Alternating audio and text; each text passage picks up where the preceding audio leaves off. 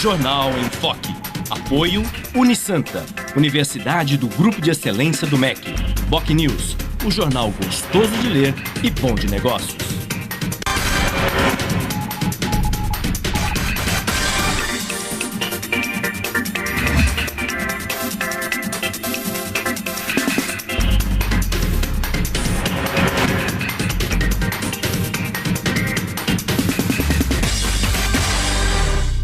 Olá, bom dia. Começa agora pela Santa Cecília TV, ao vivo, uma nova edição do Jornal em Foque. E nesta segunda-feira, 23 de fevereiro, nós estamos recebendo com muito prazer dois colegas jornalistas, dois colegas professores da Universidade de Santa Cecília, o cartunista Oswaldo da Costa e o mestre da Faculdade de Arte e Comunicação da Universidade de Santa Cecília, colunista do jornal BocNews, Marcos Vinícius Batista. Vamos conhecer agora as manchetes de hoje com a colega jornalista Cris Chalub. Bom dia, Cris. Bom dia, Chico. Bom dia a todos. Na Folha de São Paulo de hoje, fundos têm 9 bilhões de reais em papéis ligados à crise da Petrobras. O Estado de São Paulo. Governo quer mudar cálculo da aposentadoria. Em A Tribuna, bando ateia fogo em ônibus, fecha Anchieta e causa pânico. No BocNews, Ilha Diana, paraíso ameaçado. Santa Portal. Santos terá novo abrigo para a população em situação de rua. G1 Santos e região. Ex-legião urbana é encontrado morto em Guarujá. No portal da UOL, Birdman vence o Oscar de melhor filme. E na capa da Veja, Os Segredos do Empreiteiro. Chico? Obrigado, Cris. Muito bem. E no programa de hoje nós vamos falar sobre cartoons, sobre humor na imprensa e sobre literatura.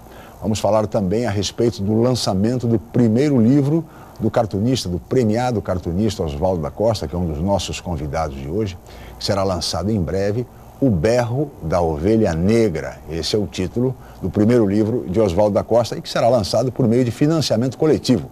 A exemplo, aliás, do primeiro livro do nosso outro convidado, professor Marcos Vinícius Batista, que também, por meio desse sistema, lançou o seu primeiro livro de crônicas, Quando os Mudos Conversam, obra, por sinal, imperdível, recomendamos, portanto. Mas, além disso, vamos falar também de outros temas relevantes, importantes, como as dificuldades e os riscos de se fazer humor na imprensa no mundo todo, hoje em dia. Mas tudo isso vocês acompanham daqui a pouco, logo após a Cris informar a previsão do tempo e o movimento de balsas e estradas para hoje. Cris. A previsão do tempo para hoje é de sol com algumas nuvens. A temperatura varia entre 33 e 24 graus. Estradas. O sistema Anchieta Imigrantes está em operação normal 5x5, mas o tráfego é lento no sentido São Paulo. Já as rodovias Cônego Domênico Rangoni e Padre Manuel da Nóbrega apresentam tráfego normal em ambos os sentidos.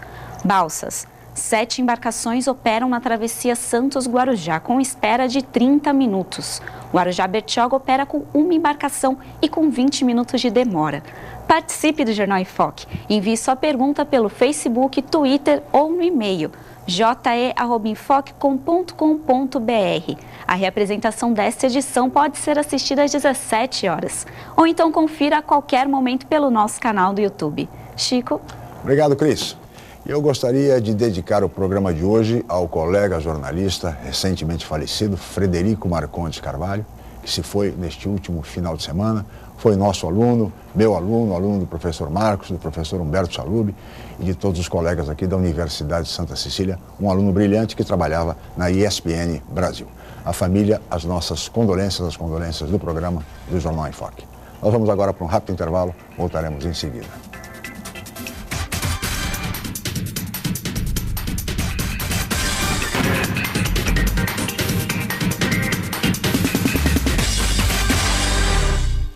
A Universidade Santa Cecília oferece cursos de mestrado inéditos na região e recomendados pela CAPES, com professores altamente capacitados. Mestrado em Ecologia e mestrado em Engenharia Mecânica. Aproveite descontos especiais e financiamento em até 36 meses. Inscrições abertas. www.unisanta.br/mestrado.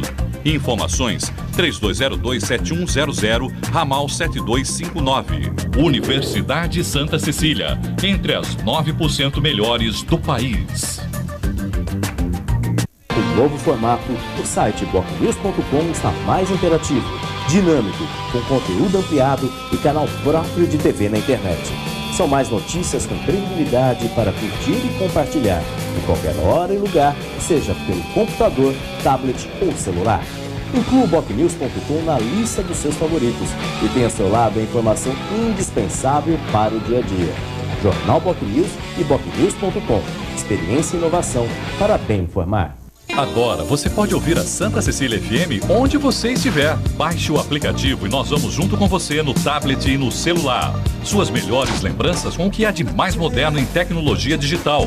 107,7, um som perfeito.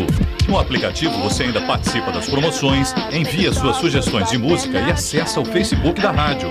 Aplicativo Santa Cecília FM Mobile na versão Android e iPhone. Uma parceria com a Virtuis Media. Baixe o aplicativo no Google Play ou na Apple Store e vem com a gente.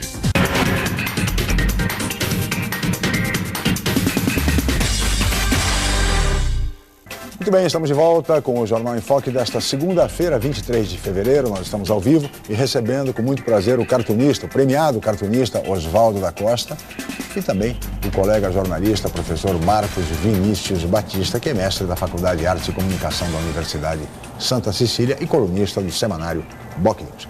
Eu gostaria de começar essa entrevista, esse bate-papo, na verdade, da Costa, Marcão, exatamente a respeito do seu primeiro livro, quer dizer, O Berro da Ovelha Negra. Eu queria que você contasse, da Costa, para todos os nossos telespectadores, como é que surgiu essa ideia, como é que o livro foi concebido, enfim, como é que surgiu a ideia do Berro da Ovelha Negra? Bom dia, né, para todo mundo. Bom dia. Eu frequento muito salão de humor, né, então a gente sempre está participando de salão, e a gente encontrava uns cartunistas, mais ou menos, que publicaram na época, e os mais novos sempre perguntavam se participou do Ovelha Negra, e então as histórias eram meio contraditórias, né, que os mais velhos lembram pouco, eu participei de 2 números, nesse foi um, aí os garotos, mas a turma falou que o jornal na época...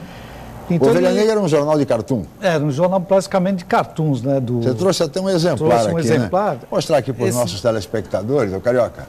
Esse daqui mesmo teve 90 cartoons numa edição. Ovelha Negra, olha aqui. Um jornal sem confete e serpentina. Era o terceiro número com 90 cartoons, está aqui, O Berro da Ovelha Negra. Né? Então ele é um jornal interessante, porque se você for comparado, que eu fiz uma comparação com os jornais alternativos da época, tinha muito texto, né? Então tinha fotografia, texto, história em quadrinho, entrevista, articulista, e aqueles textos longos, as letras pequenininhas, né? Que todo mundo lia mesmo. Agora esse não, era praticamente a superfície dele impressa, 70% era de cartoon. Então eu resolvi fazer, porque essa história contraditória e aquela memória meio apagada, eu falei, vou partir para cima dessa... E resgatar a história... documento, criar um documento e resgatar a história da Ovelha Negra, que agora, por exemplo, todo dia eu estou postando um comentário, um trecho do livro, está aparecendo já os cartunistas já. Que, esse cartoon não lembrava dele, eu participei do Ovelha Negra, eu acho que até a memória dos caras está começando a... É interessante, porque o pessoal mais novo quer saber da história e os mais velhos estão se vendo de novo, né? Agora, uma curiosidade da Costa. O Berro da Ovelha Negra, o seu primeiro livro, vai ser um livro com texto, muito texto, ou com mais cartoon? Como é que vai ser? Ele como é que fala? Num certo ponto ele está contando mais a história do jornal, como é que ele foi feito, né? Certo. Porque no total, os 8 números foram 597 cartoons, então é impossível fazer um livro desse. Sim. Então ele vai ter alguns cartoons, algumas páginas que foi dividido em sessões, tal, né? Isso. Que o volume disse que chegava muito na redação, era muito desenho, né? Então o pessoal selecionava muitas vezes, não era pelo tipo de desenho, se era bom ou ruim, era a piada, se era boa, entrava no jornal. E também interessante que eu achei foi alguns cartoons que o pessoal não assinava com medo da época da ditadura, assim, nem gostava de aparecer, não tinha muito cartoon também sem assinar, né? Sim. Mas o volume era muito grande que ficou fora, praticamente, que todo mundo queria publicar, porque ele é praticamente um jornal paulista, né? Ele foi editado, assim, o editor dele é um santista, um filho ilustre da cidade de André, né? Ele começou a carreira dele na Tribuninha, que é interessante que a gente aprendia com o jornal, né? Sim. Então a escola dele foi a Tribuninha, e aí com 12 anos foi para São Paulo, 16, aí começou a trabalhar em São Paulo, Jean André. E que outros cartunistas trabalharam no Ovelha Negra? Aqui de Santos tem o Lauro, né? Eu achei um cartoon do Lauro. Lauro Freire da Silva. Isso, colega. Ele teve uma participação, mas a de São Paulo, ele tinha de vários estados, né? Que ele procurou uma maneira de distribuir, mas quando ele foi ver o jornal não estava atingindo os pontos que ele queria, que em outros estados ficava em rodoviária, algumas bancas, que não era ponto onde estavam os universitários, né? Em São Paulo, você achava na Paulista, num jornal lá na USP, né? Tinha o Café Paris, e alguns ali na Vila Madalena, quando estava começando a se formar o que ela é hoje, né? Então, o circuito dele era mais esse, era bem específico, né? Que nem a edição do livro mesmo, né? Uma tiragem assim pequena, não é um Paulo Coelho, não é uma coisa assim de sucesso, mas é um documento, né? Claro. Mas sobre o livro eu queria falar com o Marcão, que o Marcão será o responsável pela edição por meio da editora Ateliê de Palavras, uma editora nova que está surgindo aí na nossa região, no mercado, já tem alguns livros publicados e vai publicar também esse, O Berro da Ovelha Negra. Não é isso, Marcão? Bom dia, obrigado pela presença. Bom dia, Chico, bom dia ao da Costa, a Cris, a todos que estão em casa. É exatamente isso, Chico. A gente está estruturando uma editora, né, em parceria com a jornalista Beth Soares, Ateliê de Palavras, Conteúdo e Edições. E o livro do Da Costa é o nosso terceiro nesse primeiro semestre. Eu conheço o Da Costa há muitos anos, pelo menos 10 anos, e já fiz reportagens sobre o Da Costa. Sim. Nós somos colegas de universidade. E conversando sobre o trabalho dele, principalmente quando ele foi fazer mestrado em São Caetano, na universidade de lá, e a gente conversava muito, não só sobre imprensa e sobre as questões do humor, mas sobre o trabalho específico do Ovelha Negra.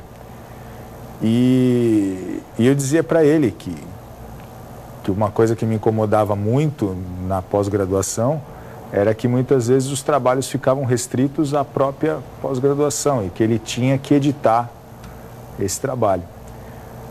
Conforme a editora começou a nascer, surgiu a proposta desse livro, de discutir de uma maneira mais específica, mais funda, como editar esse livro. E nesse momento eu estou fazendo a revisão dele, né? Nesse momento da trajetória do Berro da Ovelha Negra, ele está em revisão, eu faço a revisão dele, né? E depois a Beth Soares vai fazer a edição do livro para que ele esteja prontinho aí em maio. Em maio. E o financiamento é o financiamento coletivo, é o crowdfunding, né? Exatamente. Mais um processo desse. Explica novamente para o nosso telespectador. O crowdfunding é um sistema de financiamento coletivo dentro de sites na internet, em que as pessoas podem ajudar, colaborar, contribuir. É como se fosse uma pré-venda do livro. Sim. A pessoa compra o livro antes dele estar pronto, com todas as garantias evidentes que ela vai receber esse livro depois, mas há vários valores. Sim. E dependendo do valor, a pessoa recebe não apenas o livro, como um outro presente, que a gente chama de recompensa. E é o caso do projeto do Da Costa.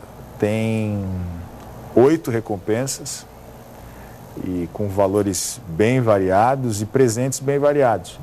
De camisetas a pôsteres, o pôster foi feito pelo Da Costa, xilogravura, também é uma outra face artística aí do Da Costa, cartoon, outros livros. Sim.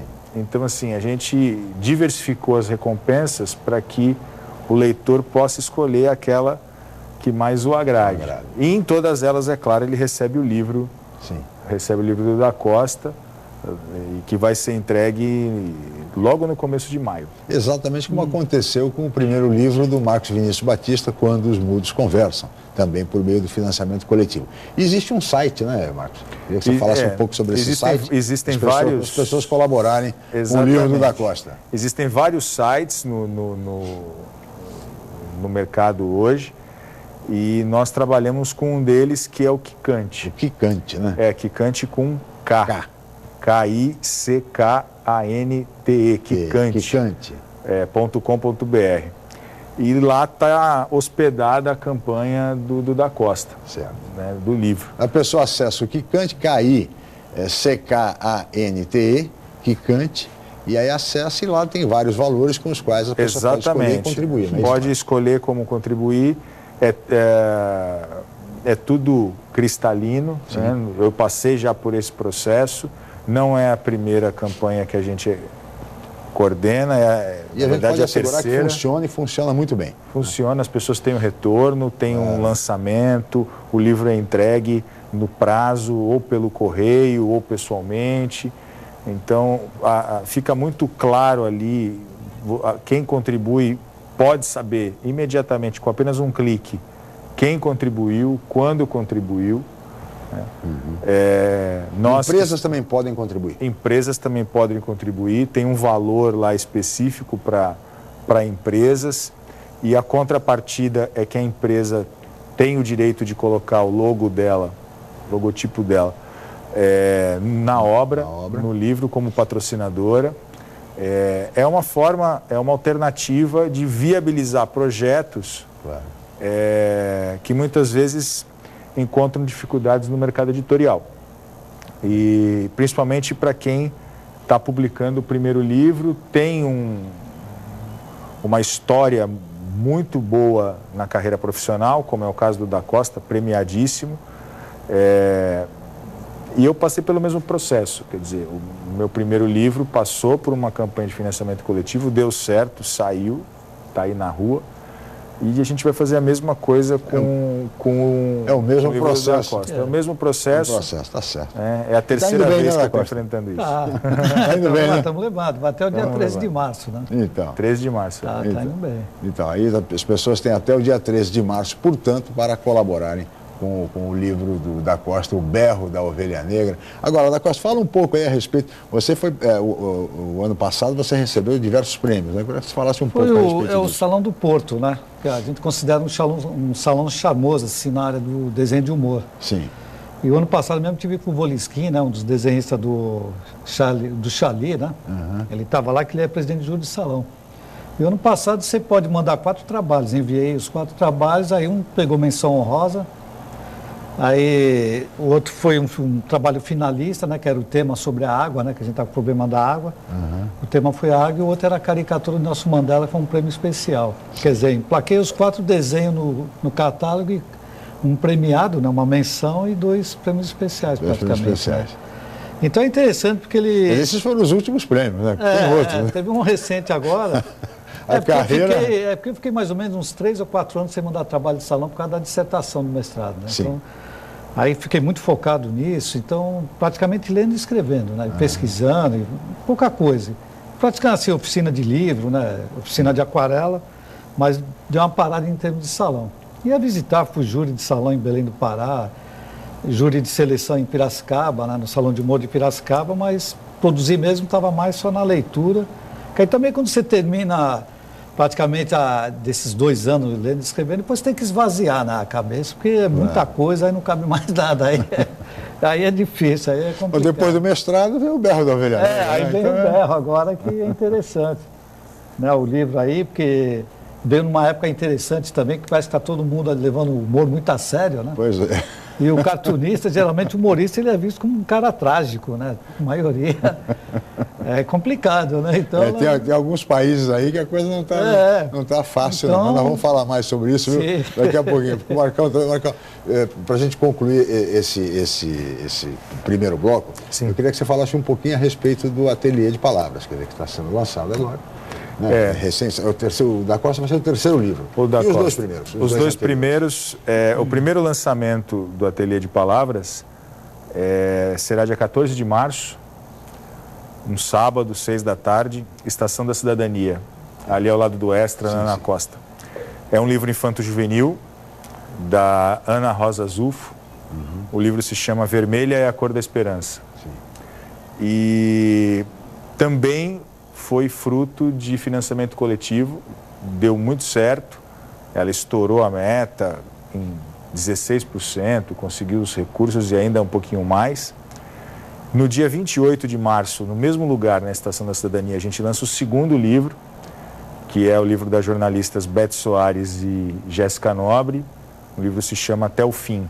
É um livro-reportagem que nasceu de um trabalho de conclusão de curso aqui da Universidade de Santa Cecília, em jornalismo, um trabalho que tirou nota 10, com recomendação de publicação, e nós fizemos algumas adaptações no livro, algumas mudanças para o mercado editorial, e o livro vai ser lançado no dia 28 de março. Né? Esse não é por financiamento coletivo, é pelas vias convencionais do mercado editorial. A gente está investindo diretamente nele. E o terceiro livro vai ser o do Da Costa, né, que é o Berro da Ovelha Negra. Então a gente está diversificando os projetos editoriais e investindo basicamente em autores aqui da região, aqui do litoral, gente que ou tem livro publicado ou que está atrás do primeiro livro e tem qualidade naquilo que escreve. Então a gente deve também lançar no segundo semestre uma coletânea de contos policiais com 9 autores aqui da região e também lançar um livro do historiador Gabriel Pierin, que é a biografia do Sr. Stein, que é o último sobrevivente aqui no Brasil do Holocausto na Segunda Guerra. Então são 2 livros aí que saem no segundo semestre também. Fora outros projetos que ainda estão numa fase mais inicial. Então o objetivo do Ateliê de Palavras é dar espaço, Chico, aos autores aqui da região inicialmente, que tem qualidade de texto, tem um trabalho interessante, mas que não conseguiram, por um motivo ou outro, lançar os seus livros. Né? E aí a gente está ocupando, de certa maneira, esse espaço com o Ateliê de Palavras. E as pessoas interessadas em entrar em contato com o Ateliê de Palavras, como é que devem fazer, professor? A gente tem uma página no Facebook, Chico, Ateliê de Palavras, conteúdo e edições, é só nos procurar no Facebook, ou por e-mail, ateliê@ateliedepalavras.com. Muito bem. Aí os contatos, portanto, do professor Marcos Vinícius Batista e do Ateliê de Palavras. Sucesso, portanto, a essa nova iniciativa no mercado editorial. Nós vamos agora para um rápido intervalo, voltaremos em seguida com o Jornal em Foque.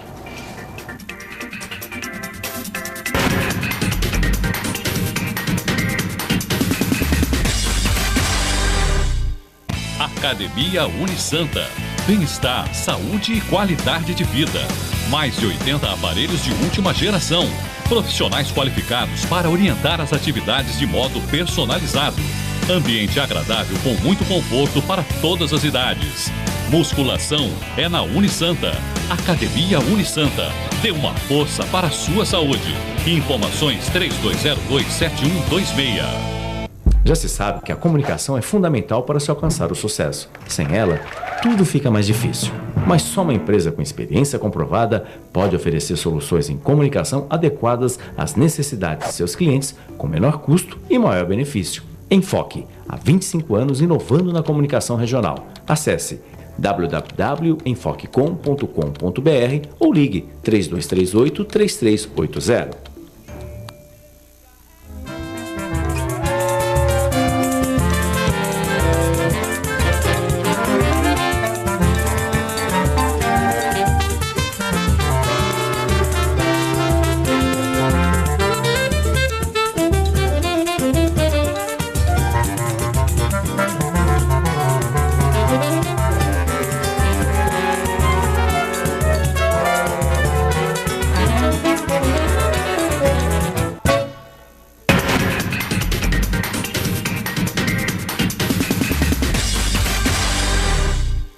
Muito bem, estamos de volta com o Jornal em Foque desta segunda-feira, 23 de fevereiro, e recebendo hoje, com muito prazer, colega jornalista, cartunista, Oswaldo da Costa, que é professor universitário, e eu também professor, colega jornalista Marcos Vinícius Batista, como comentarista, como debatedor do programa de hoje. Eu queria falar um pouco agora, da Costa, sobre humor no Brasil. Como é fazer humor no Brasil por meio de cartões? É fácil, é como diz o colunista da Folha de São Paulo, Zé Simão, é o país da piada pronta. Ela vem pronta, né? Mas a gente sempre acaba mudando um pouquinho, dando um pouquinho mais de fervura, né? Sim. Aqui, para a gente publicar assim, não tem um tabloide, né? Tipo Ovelha Negra ou Xali. Que, primeiro assim, ninguém quer investir em jornal desse tipo, né? Na época mesmo, quando o Ziraldo tinha o Pasquim 21 e aquela revista que foi uma paródia da Caras, que ele fez a Bundas, né?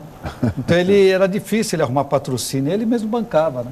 Sim. Ele acaba tirando o bolso dele. Então é complicado. Então os cartunistas, praticamente, jornais, dependendo das chaves publicar, você não sofre atentado, nada, mas você é mandado embora, ameaçado de mandar embora. Sim. Então, está mais redes sociais, né? Publicando no Face, tem aquela página chamada chargeonline.com.br, é mais a charge mesmo, né? Então, esses espaços que a gente vai ocupando. Ou então, muitos cartunistas, assim, também publicam livros, né? Sim. Os europeus, quando vêm para o Brasil, assim, participar como júri de salão, querendo de Piracicaba, eles estranham. Um país onde tem muito desenhista premiado, os brasileiros, assim, na área da caricatura e desenho do humor, é muito premiado fora do país, né? E eles chegam no Brasil, eles procuram jornais ou qualquer coisa, vocês não acham, não tem. Então, eles falam só a gente sobre obra particular, de autor, mas não vê, assim, uma publicação de humor, né? Aqui praticamente, não, acho que não tem, acho que praticamente... Talvez se tiver algum... Isso se deve aqui. Você acha que a população não sente interesse, não compraria, enfim? Por que não acontece? Custo também, eu acho que... Não sei se tem... Talvez teria que experimentar de novo, pôr na banca, né? E fazer um sucesso que nem teve por acaso, foi o Pasquim, né? Que foi o último jornal que fez um grande sucesso. Independente disso, eu não sei, assim, de falar termos que eu nunca, assim, publiquei, eu fui dirigir alguma coisa nessa área, né? O que você atribui essa situação, Marcos? Como estudioso, enfim, como o cara que acompanha o mercado editorial e de publicações? Olha, tradicionalmente, Chico, a imprensa acabou optando por um caminho de texto, de muita quantidade de texto, né? E quando a imprensa, de uns 20 anos para cá, reduziu o tamanho dos textos para aumentar o peso das imagens, acabou optando primeiro pela fotografia e depois, por conta dos recursos tecnológicos, pela infografia. Né? Pelos dados gráficos. Claro. Né? E aquela irreverência que é presente nos cartunistas acabou ficando a espaços muito limitados. Ou página 2, né? A Folha ainda dá bastante espaço, né? Publicando... Caderno Ilustrado. Publicando na Ilustrada, tirinhas, ou a própria imagem que sai na página 2. Mas é um espaço muito limitado, né? O Globo faz um trabalho interessante, quando coloca na primeira página material do Caruso e tal. Mas se perdeu um pouco essa tradição de dar ao cartunista um espaço para brincar com aquele noticiário. E no período da ditadura havia mais espaço. Né? Exatamente. Curioso, né? Curioso. Paradoxalmente, quando não se podia falar, tinha mais espaço. Tinha mais espaço, né? Hoje que se pode falar, o espaço é mais limitado. E experiências editoriais mesmo, como Chiclete com Banana, uma revista que depois relançaram na década passada, com as melhores, o melhor material deles, Chiclete com Banana do Glauco, do Angeli, do Laerte, esse grupo todo. Mesmo Chiclete com Banana, eu lembro de ter que rodar várias bancas de jornal para conseguir achar um exemplar, porque me faltava um número e tal, por conta dessa dificuldade de se publicar o desenho de humor. Como o da Costa falou, o Ziraldo tentou 2 experiências e quebrou nas 2.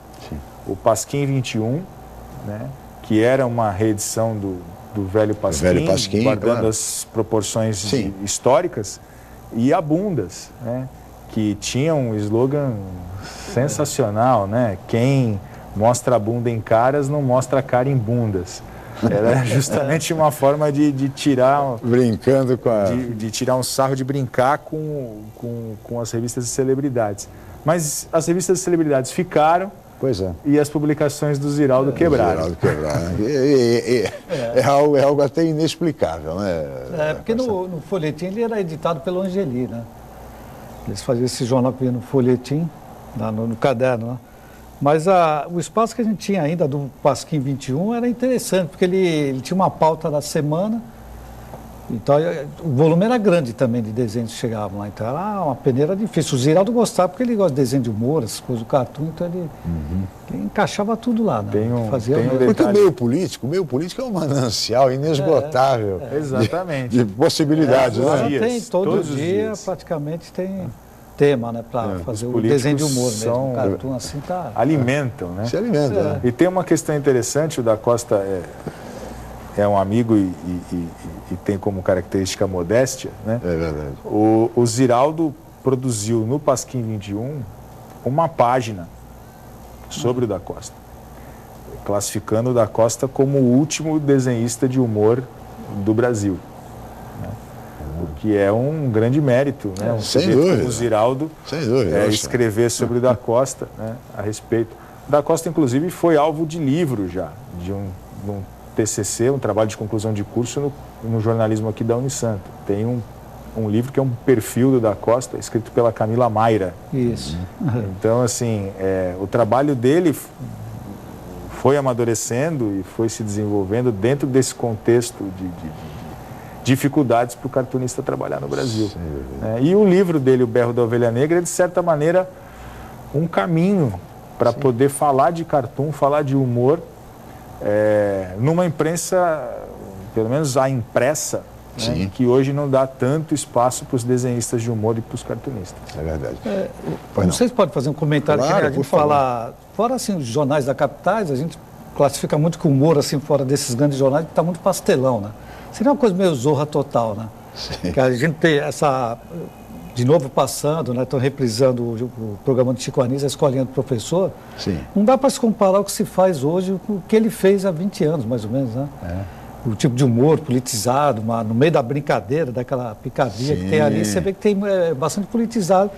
E é que nem o Ovelha Negra. O Ovelha Negra tem 40 anos, se olhar, o Brasil não mudou, assim, na área de educação, saúde, segurança, você olha, e aí depois você viu a Escolinha do Professor, 20 anos, 40, 20, você olha, também não mudou. A não ser esses humores pastelões, eles vão passando e não deixam rastros. Não fica. Nada disso sobrevive. E a gente vê muito em redação, assim, que nem Passageiro. fala, os cartunistas mesmo, eles estão fora da redação, né? A grande maioria está fora. Então, os que estão lá dentro, é aquela coisa, você tem que fazer um pastelão, uma coisa meio Zorra Total, para não ser mandado embora, né? Porque para o mercado assim é difícil, um cartunista desempregado é uma coisa complicada, né? Então, a gente acaba fazendo muitas outras coisas, dou aula, né? Na escola oficina de desenho, faço as oficinas de aquarela, como falei, de livros, né? Então a gente acaba pegando esses percursos, né? Também, né? Que agora está tudo parado, o mercado está parado e a gente começa a reinventar algumas coisas, né? Então, preparando material para setembro, uma exposição, né? Também. Ah, é? Vai ser 5 canais e um jazz, né? Estou preparando um material novo, aquarela, uma coisa diferente. Isso para setembro deste ano? Então é legal que você já tem um tema para começar a trabalhar para não ficar parado, né? Então a gente vai se reinventando, né? E o próprio Ovelha Negra, Chico, além de livro, ele será uma exposição. O Berro da Ovelha Negra. Então, a exposição é específica do Ovelha Negra, claro. Pinacoteca, né? Isso, vai ser em abril. Em abril, na Pinacoteca Benedito Calixto. Então, logo, um pouco antes do lançamento... Do livro tem exposição. Haverá exposição. São algumas reproduções da página, um pouquinho maior, né, do que o tabloide. E mais ou menos é um roteiro da dissertação, né? Eu fiz uma parte assim de uma... E a sua dissertação de mestrado versou sobre a Ovelha Negra também? Foi toda sobre a Ovelha Negra, né? E a exposição mais ou menos seguindo a dissertação, né? Entendi. O livro ele já deu um caráter mais assim, né? O Marcos pode explicar melhor, para poder ser mais acessível a leitura, né? E a exposição tem esse caminho, né? Um roteiro com a capa, as páginas, os temas principais, né? Seria humor sem passaporte, algumas coisas para os estrangeiros, né? Que era dedicada a uma página dos estrangeiros. Pode-se dizer que vai ser um ano da Ovelha Negra, então. Exatamente, tomara. Como o bom humor, vamos dizer assim, leva, né? A questão da ironia, da Ovelha Negra. É interessante porque o livro não tem uma relação direta com a exposição, né? A exposição ela nasceu a partir dos recursos do Fundo Municipal de Cultura. O projeto da exposição, o projeto foi do Da Costa, exclusivo do Da Costa, e ele foi um dos selecionados no Fundo Municipal de Cultura. Mas o livro também, claro, vai falar do mesmo assunto, né? Mas numa outra plataforma e tal. Então acabam se complementando, né? O que os liga é o jornal e o próprio trabalho do Da Costa. Mas é um pouco o que ele falou. Há uma necessidade do cartunista, do desenhista de humor, de não ser apenas criativo nos seus desenhos, mas também criativo na sua forma de trabalhar. Claro. Procurar os espaços, procurar linguagens novas para poder conseguir falar, né, o que precisa ser dito, conseguir trabalhar certas certas mensagens. E o grande mérito do Ovelha Negra, felizmente e infelizmente, é que o Ovelha Negra é extremamente atual. Sim. Você olha os cartoons feitos há 40 anos, como o da Costa falou, eles estão tratando de assuntos rigorosamente atuais, de velhos problemas, claro, de uma maneira evidente, às vezes mais sutil por conta da perseguição da ditadura militar. Mas de qualquer maneira continuam os mesmos problemas. É um retrato do Brasil. O vocabulário da época, algumas coisas que eu vi assim, por exemplo, na época eles falavam das mordomias. Sim. A vida anababesca dos políticos, eles eram meio acobertados pelos militares. Agora os termos corrupção, político ladrão mesmo, assim, de falar expressamente, começou a partir do governo democrático. Depois foi aquela coisa, o que é democracia, o que é ditadura nesse ponto, né? O que a ditadura fez, o que essa democracia veio, porque agora os escândalos que a gente vê, eles cada vez mais estão mais descarados, né? Então sim, a coisa é diferença mesmo de mudar até os jargões, né? De usar na político ladrão, essas coisas, né? Então, a roubalheira está mais explícita, está tudo mais explícito, enfim.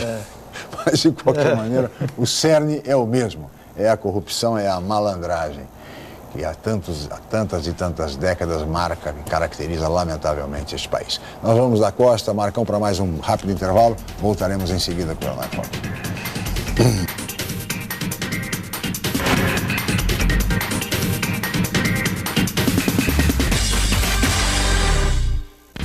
Hoje, o mercado de trabalho exige cada vez mais qualificação. Faça a pós-graduação na Universidade Santa Cecília. Mestrado, especialização, MBA, aperfeiçoamento e extensão em diversas áreas. Cursos inéditos, presenciais e à distância, reconhecidos pelo MEC e com professores altamente capacitados. Aproveite descontos especiais e financiamento em até 36 meses. Pós-graduação Universidade Santa Cecília, levando você ao sucesso profissional. Com novo formato, o site bocnews.com está mais interativo, dinâmico, com conteúdo ampliado e canal próprio de TV na internet. São mais notícias com credibilidade para curtir e compartilhar, em qualquer hora e lugar, seja pelo computador, tablet ou celular.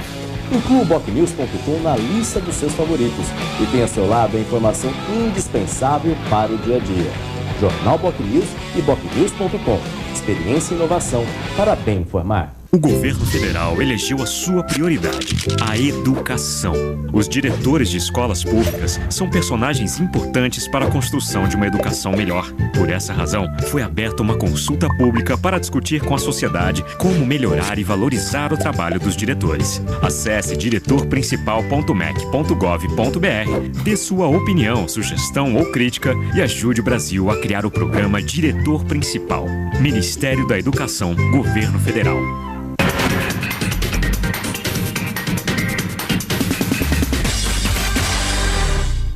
Muito bem, estamos de volta com o Jornal em Foque desta segunda-feira, 23 de fevereiro, e recebendo hoje, com muito prazer, o cartunista, colega jornalista Oswaldo da Costa, que é professor na Universidade de Santa Cecília, e o também professor da mesma universidade, Marcos Vinícius Batista, que é articulista, colunista do semanário BocNews. E neste último bloco, da Costa, eu queria falar um pouco a respeito dos riscos hoje, no mundo inteiro, de se fazer humor.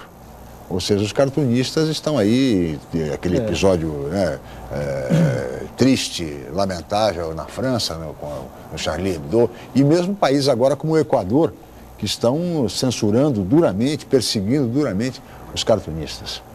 Por exemplo, a palavra charge ela é de origem francesa, né? Quer dizer carga, né? Carga de cavalaria, quer dizer carga em cima dos políticos, né? Sim. Que o objetivo mesmo da charge, diferente do cartoon, a charge ela está mais no contexto do jornal. Então ela tem uma coisa assim meio de revelar aquela coisa meio, as metáforas que os políticos usam, ele revela mais ou menos que está no interior dessas entrelinhas, né? Sim. Então a charge ela inverte, você pega um fato assim, político, alguma coisa, você inverte o que eles estão comentando, e não é o problema da água, se você inverter tudo o que eles falam, vira uma piada, né? Então a charge, a função dela, que confundiram muito com essa questão de misturar a religião junto, né? No caso do Charlie, eles na realidade, eles estão mostrando que os caras estão usando o nome do profeta para praticar essas crueldades, né? Que todo mundo sabe que acontece, que eles são, na verdade, eles são assassinos. Mas um problema é que na França eles não conhecem esse jargão que a gente tem aqui, esse ditado que fala de cutucar onça com vara curta, né? Porque na realidade eles estavam insistindo e ainda continuam agredindo, se batendo graficamente no desenho de humor, esses jihadistas, né? Praticamente são assassinos, né? Então eles praticam o terrorismo e eles acham que estão muito próximos ali deles, né? Dos continentes ali, então ali é mais complicado. Agora que aqui no continente, que a gente pode falar aqui no continente, o problema mais é político mesmo, né? É o caso do Equador. Isso, cuja perseguição né? Então é uma coisa, como é que fala? Você perde essa liberdade, porque dependendo do cartunista, você acaba se recuando, se autocensurando. Claro. E o comentário muito grande em cima do humor, assim, muitas vezes conversando em salão, era o mais perigoso era a autocensura do cartunista, né? Claro. Porque na ditadura ainda você tinha um inimigo, sabia o que você tinha que atacar, e hoje em dia você, de repente, você pode receber fogo de qualquer lado, né? No caso agora, o ameaço de ficar desempregados, como muitos amigos cartunistas, né? A pressão econômica é muito forte. Aliás, sim. Esse veículo do Equador, que tem o cartunista Bonil, que vem sendo perseguido lá pelo governo do presidente Rafael Correa, o veículo tem sofrido pesadíssimas multas como forma para cada cartoon publicado que faça qualquer referência ao presidente, são multas pesadíssimas, enfim. E isto é também a pressão econômica a respeito dos veículos, né, Marcos? Em regimes supostamente democráticos, a relação de conflito resulta num ônus econômico. Como você não tem, como bem colocou o Da Costa, um inimigo político repressor, oficialmente falando, através da censura, você tem um inimigo político que pressiona através da economia, através do dinheiro e da perseguição econômico-financeira. Por trás de tudo isso, eu vejo que tem uma onda de politicamente correto, Chico, que se reproduz em vários endereços, em vários lugares do mundo. E o politicamente correto é aquela turma que chega com sorrisos, que chega com abraços, com um discurso aparentemente positivo, ou um discurso aparentemente de conciliação, mas que, no fundo, a turma do politicamente correto quer impor uma visão sobre as demais pessoas, ou seja, eu sou do bem, eu sou politicamente correto, então se você discorda de mim, você não é politicamente correto. Você automaticamente tem que ser perseguido. É aquela visão maniqueísta do mundo. É uma visão maniqueísta de falsa liberdade. Sim. Isso, na minha opinião, é um ponto. No outro ponto, na outra ponta da corda, como o Da Costa colocou, tem a questão do humor pastelão, né, que muitas vezes resulta para algo de perseguição individual, para uma certa vulgaridade, não se analisa ou não se reflete sobre aquela instituição ou sobre uma liderança política, e sim se parte para uma desqualificação ofensiva mesmo. Então, você tem esses dois extremos tentando conviver atualmente no universo do humor, seja ele o cartoon, seja um humor de audiovisual, televisivo e tal. E quem sai perdendo em ambos os casos é quem trabalha com humor político, que procura gerar uma reflexão crítica sobre o que está acontecendo na sociedade. Há uma guerra ao humor no mundo inteiro hoje? Eu acho que o pessoal está levando muito a sério e fica acho que se sente mais incomodado, porque ele é muito mais fácil de atingir também, né? O desenho, assim, a comunicação dele é muito direta. Eu acho que é isso que incomoda muito eles, né? Sim. E todo mundo entende, né? Aí fácil. É muito fácil. Que a gente vê o problema da água aqui, né? Os salões de humor, mais ou menos no mundo inteiro, acho que os últimos 20 anos, a temática é sobre a água e a sobrevivência do homem no planeta. Agora, o ano passado mesmo, a gente estava em Piracicaba lá, e o ano passado o tema da ONU, no caso do Salão do Porto, foi a água. E a gente estava ali do lado do rio Piracicaba. E estava um fio de água ali, e é triste, o piracicabano falando... você não vai lá ver o rio, que eu gostaria de ir lá ficar olhando ele? Pô, não, só se for para chorar e encher o rio. E ele falou, é o que o piracicabano está fazendo. As pessoas que moram em outras cidades estão vindo para a cidade praticamente chorando em cima da ponte, que é uma tristeza. E a gente conversa sobre isso, falando que realmente o desenho de humor aí todo mundo critica, mas ele coloca essas coisas, avisava há muito tempo. Então ele está sempre antecipando alguma tragédia, que nem fala, a tragédia, o humor, assim, a comédia é muito próximo. Então, às vezes, o humor assim, já está antecipando uma tragédia. Né? Verdade. Aliás, o Rio Piracicaba agora, com as chuvas, o Rio Piracicaba agora voltou à sua condição normal, natural, mas já está transbordando e ameaçando os moradores próximos. Vejam que é a ironia. Mas essa questão do humor, Chico, da imagem, tem um peso enorme. Por exemplo, um ano antes da Revolução Francesa, né, a Revolução Francesa de 1789, um ano antes, só na região de Paris, chegou a ter 250 jornais. 250 jornais diferentes. Que depois, com Napoleão, ele reduziu a 4 em 10 anos. Sim. Né? Esses 250 jornais, tinham jornais naquela época que o texto falava de um assunto e a imagem, o desenho de humor, falava de outro assunto.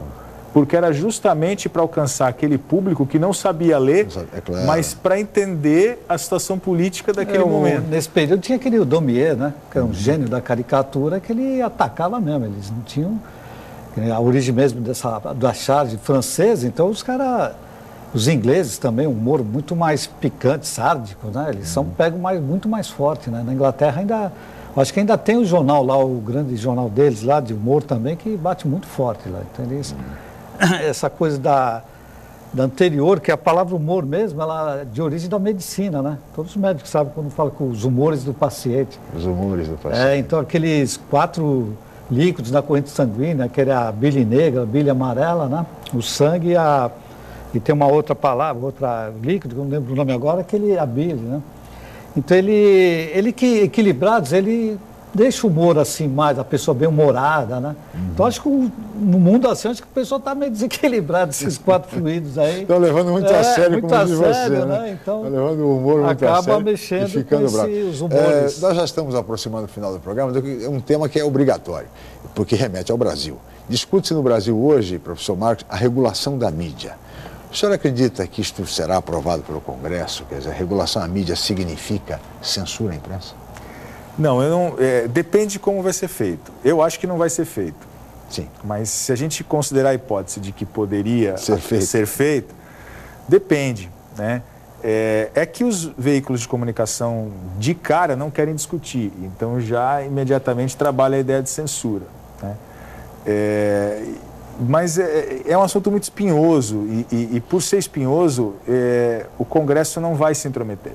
Exigiria um debate muito amplo, demorado. Exatamente. Né? Entre as pessoas. E a gente tem que levar em consideração também outro fator, né, Chico? Uma parcela considerável, aí, em torno aí de 30% de parlamentares, direta ou indiretamente, são proprietários ou têm relação com os meios de comunicação. Então, a regulação dos meios de comunicação no Brasil é como uma reforma política. Todo mundo, quando entra, diz que vai mexer. Na hora que senta na cadeira, para pensar e dá um passo para trás. Quando começa a mexer com interesse próprio, aí já não avança. É aquela situação, né? Aliás, da relação ética na política. Claro. Quem vai cortar fundo à própria carne, né? Sim. O presidente da Câmara Federal, o novo presidente, deputado Eduardo Cunha, do PMDB do Rio de Janeiro, aliás, deu uma declaração recente que 2 temas ele não pautaria em hipótese alguma, nem que a vaca tussa. Ele usou até a expressão da presidente Dilma na campanha, né? Ele dizendo que só por cima do meu cadáver, foi uma declaração até tanto quanto teatral, né? Mas dizendo que legalização do aborto e regulação da mídia não seriam pautados nem votados em hipótese alguma enquanto ele for presidente. Então, imagine, quer dizer, como se ele fosse como um tirano, não vai votar, mesmo que os outros queiram, não vai votar. Não, por isso talvez, até por isso a regulação da mídia... Ele sabe que ele está bem respaldado. Está bem respaldado, dizer né? Boa parte não vai... Os seus colegas vão junto. Você acredita na regulação da mídia, da Costa? Que se propõe aqui no Brasil, que se discute, ou isso não avança? Tudo que eles prometem que vão modificar, eles acabam deixando passar, né, eu acho. Não tem... Não, acho que não. Não há nenhuma possibilidade de se... Não, talvez se aumentar o salário deles, eu acho que sim, né? Eles vão... Mas já aumentaram. No início da legislatura já aumentou. Mas o que eu sinto, professor Marcos, é o seguinte, que sobre regulação da mídia, falou-se, quer dizer, o governo tem interesse, o governo federal tem interesse na regulação da mídia, há propostas nesse sentido, mas os profissionais envolvidos na área, as universidades, pouco se discute a respeito disso. Você tem razão, Chico, pouco se discute. Eu acho que deveria se discutir mais essa questão. Pouco se discute. Na verdade, a própria rotina dos meios de comunicação não possibilita ou não há um interesse, acho que é o melhor termo, em pensar a própria prática. Sim. Quanto mais pensar a estrutura dos meios de comunicação. E falar em regulação dos meios de comunicação é pensar a estrutura da mídia brasileira. Sim. Se a própria mídia não tem a capacidade de discutir a si mesma, como se faz em outros países, Sim. nos Estados Unidos, Inglaterra, França, Alemanha, sempre se discutindo o que a imprensa está fazendo, claro. Os veículos cobrem a própria imprensa, com os escorregões e com os acertos. Sim. No Brasil, a gente vê um pudor para se falar sobre imprensa. Quer dizer, se comenta na mesa do bar, nos corredores. E fica por aí. E fica por aí. Quanto mais discutir a estrutura. Sem dúvida. Então, acaba se tornando um círculo vicioso. Muito bem. Senhores, nós não temos mais tempo, somos limitados pelo tempo, como você sabe, da Costa, mas eu gostaria de lembrar a todos que o primeiro livro do cartunista Oswaldo da Costa, O Berro da Ovelha Negra, todos podem colaborar por meio do financiamento coletivo. Basta acessar o site Kikante, com K, K-I-C-K-A-N-T-E, Kikante, e ali sim vão encontrar todas as informações para poder exatamente colaborar, participar desse processo de financiamento coletivo. O lançamento será em maio. Da Costa, boa sorte, que corra tudo bem no lançamento. Obrigado pela presença. Tá legal, tá ótimo. Legal. Marcão, muito obrigado mais uma vez pela presença e boa sorte para o Ateliê de Palavras, conteúdo editorial, que é a nova editora lançada aí pelo professor Marcos Vinícius Batista e pela colega jornalista Beth Soares. Boa sorte para o Ateliê de Palavras. Agradeço pelo convite, Chico. Obrigado mais uma vez. Vamos trabalhar. Tá certo. Obrigado a ambos. Oswaldo da Costa, Marcos Vinícius Batista, Cris Chalub, a toda a equipe, especialmente a você, telespectador, pela atenção e audiência. Amanhã estaremos de volta em mais uma edição. Mais uma vez, muito obrigado e até amanhã.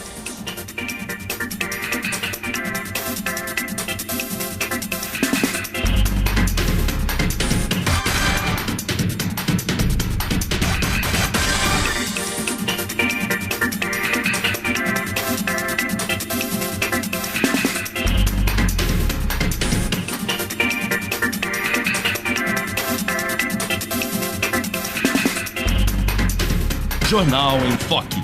Apoio Unisanta, Universidade do Grupo de Excelência do MEC.